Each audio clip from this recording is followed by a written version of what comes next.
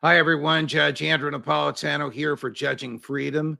Today is Thursday, March 16, 2023. It's about 3 o'clock in the afternoon on the East Coast of the United States. I have been waiting for this segment for the past 48 hours since we learned of the confrontation between two Russian fighter jets and an American spy drone over the Black Sea earlier this week. Who better to talk about this and all things related to it than Scott Ritter, who joins us now. Scott, welcome back to the show, as always. What happened? I mean, you wrote a piece about this, which is the best I have seen anywhere from any source in the past 48 hours. Obviously, I don't see classified things, but I devour this stuff. What happened over the Black Sea earlier this week? Well, the United States was carrying out what it claims to be a freedom of navigation type exercise using the drone flying what they claim to be international airspace. The problem is the international airspace that they claim to be flying in is adjacent to the Crimean Peninsula, one of the most sensitive military locations for Russia at any time, and especially so now that Russia is engaged in a war with Ukraine, where the Crimean Peninsula figures heavily. One of the things that nations can do during times of conflict like this or crisis is to declare exclusionary zones. So normally you have a 12 nautical mile extension of your territorial limit. But what you can do is say, we're going to extend that for a period of time because of special national security reasons. We do it, other nations do it, and Russia has done it. Basically telling the United States, don't bother flying your drone through this space or any aircraft through this space. Well, we opted to fly our drone through that space because we claim that Crimea doesn't belong to Russia. It belongs to Ukraine. And therefore, the territorial extension out of Ukraine belongs to Ukraine, and Russia doesn't get to impose its own exclusionary zone on that. So we're playing semantic games. And on the surface of that, the Russians may not, in and of itself, on that choose to create a conflict. We know the British tried this with a ship back in the summer of 2021. I remember they sailed a destroyer right along the same path that the Reaper was on. At that time, the Russians fired warning shots, and when it was done, they told the British, if you ever sail here again, we'll sink the ship. No questions asked. We won't put up with it. Well, the British stopped sending ships. We sent the drone, and Russia gave us instructions. Get out of here. 19 times they flew by it. 19 times. If you don't get the hint by the 19th time, then Russia gets to do things like dump fuel on the drone to break up its aerodynamics and bring it down. They didn't shoot it down, but they brought it down. But here's the question. Why? Was this just about a diplomatic spat? No. You see, the United States is in the business of using intelligence information collected on Russia, giving it to the Ukraine so the Ukrainians can carry out attacks against Russia. So we are an active participant to the conflict. So the notion that we can come in and claim some sort of, international freedom of navigation status, that we are purely an innocent party, is absurd in the extreme. We collect intelligence. On the left wing of that drone was one of the most sophisticated signals intelligence collection platforms available for that drone. It was actively collecting intelligence on against Russia to give to the Ukrainians so the Ukrainians could use it for war. We were a legitimate target of war. Russia should have shot us down out of the sky. The fact that they didn't means that Russia's in the business of escalation management, not trying to make this a big deal. But it is a big deal because the intelligence we provide to Ukrainians results in dead Russians and destroyed Russian equipment.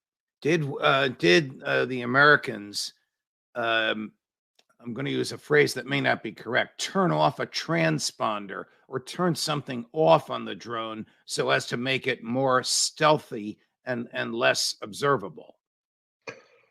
I've heard that, but it makes no sense. First of all, this drone was flying at an altitude that is imminently detectable.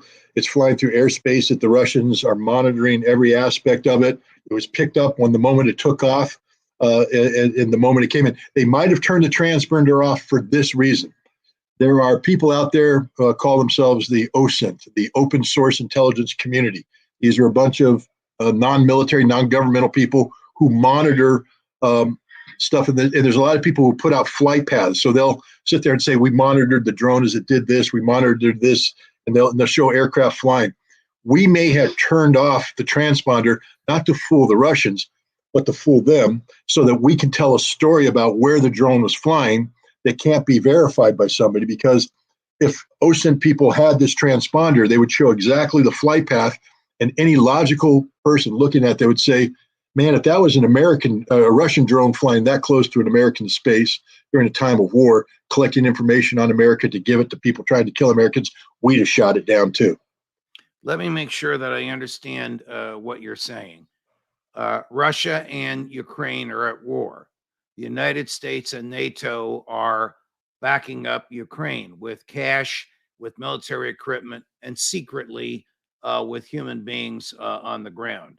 The drone was engaged in an act of war by spying on the most sensitive aspects of Russia's military gathering of human beings and of equipment anywhere in Russia. The drone was a legitimate target of war, intentionally sent into the theater of war by American military authorities. Is all of that true? Absolutely. Here's what, I can't say this with a straight face. Here's what Senator Lindsey Graham would have done if he were the president of the United States. Well, we should hold him accountable and say that if you ever get near another U.S. set flying in international waters, your airplane would be shot down. What would Ronald Reagan do right now? He would start shooting Russian planes down if they were threatening our assets. I can't imagine that Ronald Reagan or any American president in his right mind would kill Russian pilots because they came too close to an American drone in an area of airspace that Russia has claimed hands off on because of its sensitivity to what's going on the ground. Lindsey Graham doesn't know what he's talking about. I mean, I'm going to be polite on your show, Judge, out of respect for you. Correct. And I'm not going to call him what he deserves to be called. Isn't he a general in the Air Force Reserve, and he doesn't know what the hell he's talking about? Well, I think he's a colonel, and he's a lawyer. So there we are. But the fact is, unlike Lindsey Graham, well, I can say he served, but he doesn't know what he's talking. During the Cold War, during the time of Ronald Reagan, we flew the most sensitive reconnaissance missions all along the periphery of the Soviet Union. And on numerous occasions, the Soviets challenged us.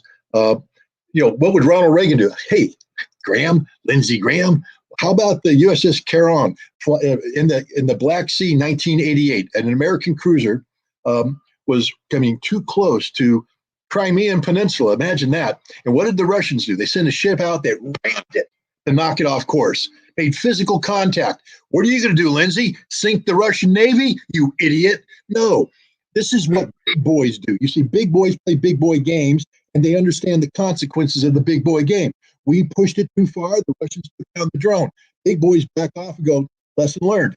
Lindsey Graham, a little boy, wants to play tough guy. It ain't going to be him in the cockpit of the American aircraft. And I'll also tell you this, Lindsey, you don't have enough airplanes to put up and shoot down 2 Russian airplanes next to Crimea, because they got an air defense system that includes the S-400 missile that'll shoot down everything you're bringing in at it. And what are you going to do now? Bomb the air defense systems? Then they bomb your airfields. Then what, Lindsey? We got a nuclear war. Is that what you want, Lindsey Graham? Everybody listening to Lindsey Graham should dismiss him immediately as a dilettante, an idiot, and a warmonger who only wants to get America in trouble. And if you take a look at his face, you'll understand he's not going to be the one who's paying the price. Here's his colleague and fellow neocon, Senator Marco Rubio. I think our response should be to fly more of these in that area and to potentially have them escorted by U.S. fighter jets who are manned and have the capability to respond. These are unarmed platforms. They're generally out there for reconnaissance, to see what's happening in the ocean, to have a situational awareness of what's going on in the area, totally according to international law. And so I think we should fly more of them. We shouldn't stop flying them. And in many cases, we should be prepared to scramble jets and respond if they are threatened by Russian aircraft. Again, the dumbest man in the world. Does he not understand, Marco, who's never served in the military? You want to take American military aircraft and fly them escorting a drone. Do you understand that the only advantages we have in air-to-air combat is long-distance engagement? You see, we don't do dogfights anymore, Marco. It doesn't work that way.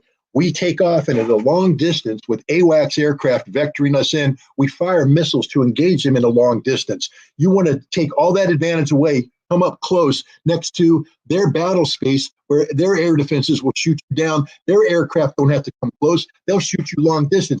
You're an idiot. He doesn't know anything about war, and he doesn't know anything about international law. Pro hint, Marco, when you fly an intelligence asset, collecting intelligence on one target, and you provide that intelligence to the other side to kill that other target, you're a participant in the conflict. You lose all the protections you have. You should be thankful the Russians aren't shooting down everything we got.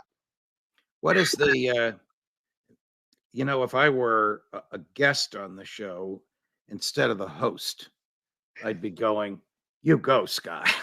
I apologize. Oh, no, man. You be yourself, and the audience loves it because they don't get this from anywhere else. And mainstream media is filled with the Lindsey Grahams and the Marco Rubios of the world who don't know what the blank they're talking about. What is the status of the affairs on the ground in Ukraine? Are we at a stalemate?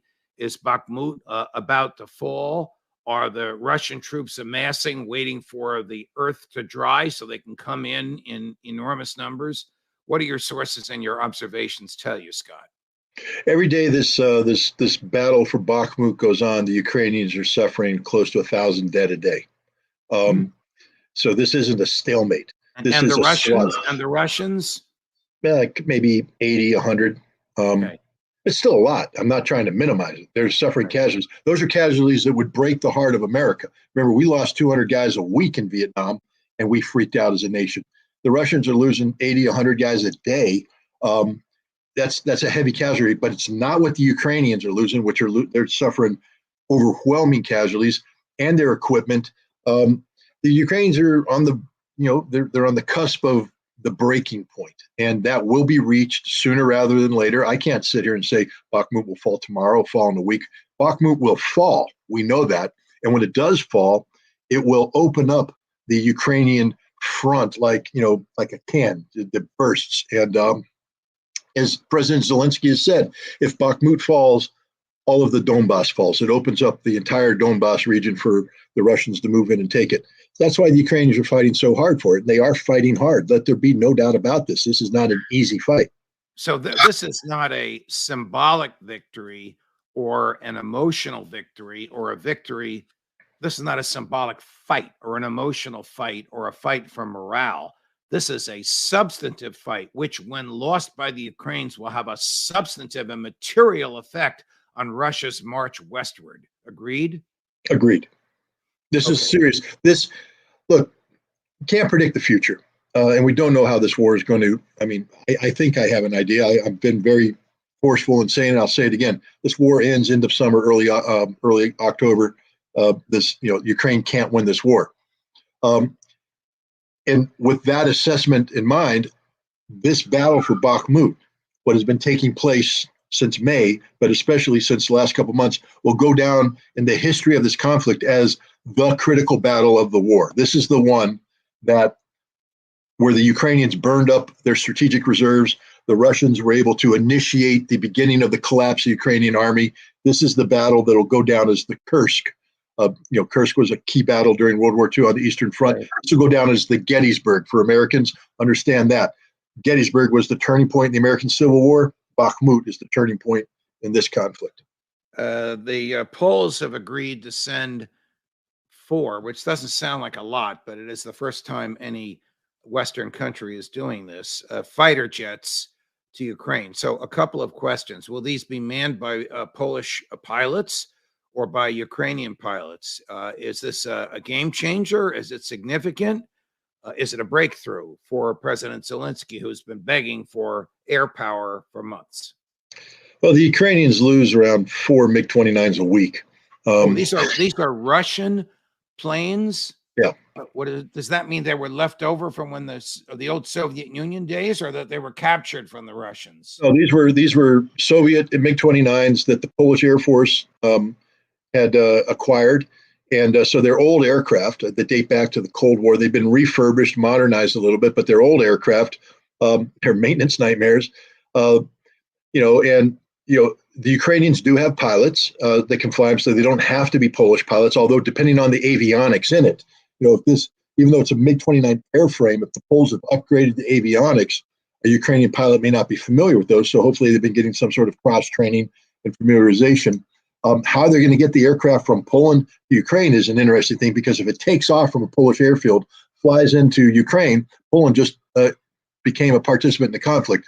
So they're going to have to somehow tow the airplane across the line, et cetera. But four will accomplish nothing.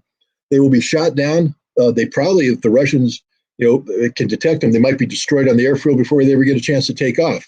This is not a game changer. It's a political stunt. What do these things cost? Well, again, because they were produced, back in the 1980s. You can't compare. Let's put it this way: an Su-27 of the kind that took down our $32 million drone cost the Russians around $30 million. This MiG-29, when it was built, probably runs in the area of $12 million. With upgrades, you could probably take it up to $15 million. So 4 airplanes, you're probably looking at around $60 million worth of stuff. But then again, there has to be spare parts. There has to, This is not as easy as people are like, well, why don't we just give them 4 airplanes? Because they're 4 logistical nightmares. Earlier today, when interrogating Jack Devine, I got him to acknowledge, I don't take credit for this because he just says what he wants to say. He acknowledged that an American goal in all of this is to drive Putin from office by weakening the military, causing a defeat, and then causing the people in Russia that can pull the levers of power to say enough is enough. It's time for you to go. After he said that, I countered with, and suppose he's replaced by his successor, Dmitry Medvedev, who has called for an invasion of Poland. This was Jack's response to that. He fails. Why? Because he didn't bomb enough houses? Because he didn't kill enough people? That he didn't put his best? No, the next person isn't going to have new armies. So the next person is doomed to fail. I'm working on, when Putin goes, they're going to sit around the table. Hey, enough of this stuff. Let's get an air gap. So I do not think they can't be more hostile. There's no more hostile play. It's not like Putin's laying back and being nice to us. Does he know what he's talking about? No. First of all, anybody who thinks that we're going to succeed in removing Vladimir Putin from office doesn't know Putin, doesn't know Russia, doesn't know anything. And I hate to say that about Jack Devine, because clearly he's a man who served his country honorably in a very difficult role.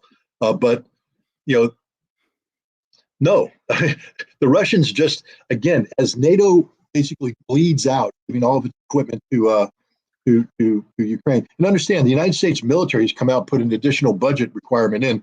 $300 million is what, or $300 billion, I'm sorry, is what it's going to cost to replace the equipment that we sent to Ukraine. $300 billion. So we sent what? Wait. Joe Biden has a blank check for $113 billion. It's going to cost us 3 times that to replace the equipment that he's given to President Zelensky? Yeah. That's just, I'm not making the number up. The Pentagon said that. So, that's the case. So meanwhile, we're going to go bankrupt trying to get back to the status quo. Does Jack Devine understand that Russia has expanded its military from 900,000 to 1.5 million? These will be professional troops, that Russia's defense industry is working overtime to build the equipment to do this. I don't think Jack Devine knows anything about Russia. I don't mean to be disrespectful to the man, but clearly what he's saying, he doesn't understand the Russian military. He doesn't understand the Russian defense industry. He doesn't understand Russian politics. He doesn't understand Vladimir Putin. Putin's not going anywhere. He's more firmly entrenched today with the broadest base of support of the Russian people. And unlike the United States, name the last Russian bank to fail. You can't. Okay. And I don't want to go down that road. They just built a new subway. This is all connected. The federal government wasting and blowing money, and then deciding who it's going to bail out and who it's not going to bail out, picking winners and losers. From my perspective, there's one guiding principle in all of this. What will help old Joe get reelected? That seems to be the guiding principle of this federal government. If he'll help him to get reelected to be a wartime president like his heroes Abraham Lincoln and FDR, he'll make sure we're in war. If he'll help him get reelected to bail out the depositors at a bank over and above what the federal insurance is, but not the investors in the bank, he'll bail out the depositors. If it will help him to get reelected to bail out the investors, he'll bail out the investors. There's no rhyme or wrong. There's no constitutional principle here. It's what will help old Joe. Here's Jack describing President Putin. Actually, before we get to that, President Putin said something earlier this week that made me think of you. I also thought of Jack, and I thought of Colonel McGregor. President said, Germany is still under occupation. He was tweaking and mocking Chancellor Scholz for the sheep-like, lapdog-like way in which he permitted the United States of America to invade his country by destroying the pipeline, as if the U.S. were still occupying West Germany as it did after World War II. And when I heard President Putin say that, I never thought I would applaud something he said, but I applauded it because it was morally correct, it was historically analysis, and it was true. Look, the United States acts as if Germany's not a sovereign state. It's not just the bombing of Nord Stream. Do you recall under the Obama administration that the National Security Agency was listening to the personal cell phone conversations of Angela Merkel? Yes. You know, we have military bases. Do you remember Donald Rumsfeld mocking the Germans in the lead up to the Iraq War, calling them old Europe? We wanted to turn Germany into a lily pad where we would just assume our ability to go in and use military space in Germany to carry out our adventures in the Middle East. Well, legally speaking, Germany isn't occupied, in the aftermath. Practically and functionally and psychologically, it's very much an occupied country, and Vladimir Putin's right on all counts. Here's Jack on how dark and how evil Vladimir Putin is. Is Putin evil? Yeah, I think he fits into that category. When you kill the deaths that are mounting in Ukraine and you're not remorseful about it, it puts you in a new category. So okay. I think he's dangerous. And the second thing about him is I thought, he was more political than I've taken, I was tough on him, but I will take him down a few more notches on the big things that I thought were important. And we needed to have an accommodation with Russia, and there was room. There was no room. He has a different mindset and is much more black and darker than I thought. And I think it makes this problem more formidable. Evil, black, and dark. Whereas he's actually moderate. Not just that. I mean, with all due respect to Jack, the United States killed more people invading Iraq in 2003 than Russia has killed. And I'm talking about civilians, than Russia's killed in Ukraine in a year. Yes. The Russians have been very, very, very, very soft touch with the civilian population of Ukraine. I just remind people, when we liberated Normandy, we killed 60,000 French civilians, 60,000. Russia's killed, and I say Russia, 12,000 civilians have died in this conflict. Many of them died because the Ukrainians are shelling their own people. Many of them died because the Ukrainians are using civilians as a human shield, which is a war crime in itself. Jack Devine doesn't know what he's talking about. He doesn't know who Vladimir Putin is. I would challenge you to have Jack come up and tell me how many speeches of Putin he's listened to, how many conferences where Putin is talking to. Here's the Maverick. How many conferences that he's observed? My guess is that Jack Devine doesn't follow Vladimir Putin and is not aware of Vladimir Putin and shouldn't be talking about Vladimir Putin. Scott, we're going to set up that debate with you and Jack. Maybe Maverick can moderate it with me. Yeah. I shouldn't laugh, but you put well, he was supposed to be locked up in the bedroom. I don't know how he got out. I'm going to investigate that issue. That's something you should be worried about. Jack Devine would say, Vladimir Putin let him out. Putin did it. Putin did it. Can't thank you enough for all your time with us, my dear friend. All the best. Well, thank you. Whew. Boy, if you like what you just saw, like and subscribe. Like and subscribe on Judging Freedom. More as we get it. More Colonel McGregor, more Scott Ritter, maybe a little more Maverick. And more Maverick. Judge Napolitano for Judging Freedom.